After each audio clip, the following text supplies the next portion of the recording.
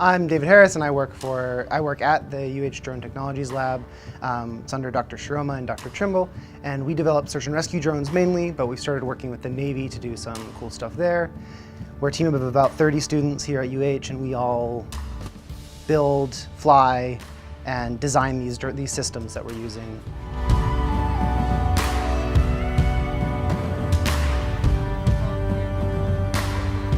The kids today are going to be doing some cool stuff with looking at what drones we have. They're going to be able to see all the little ones.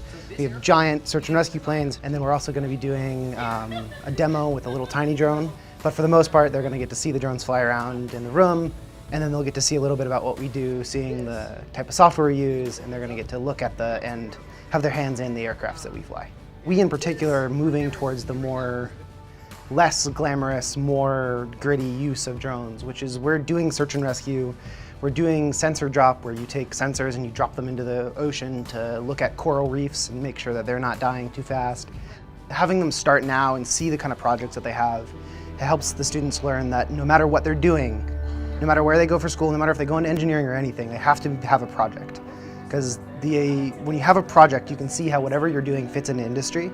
So having the students be able to come and see what kind of projects are available even, because they're going to go and see more than just the drone project.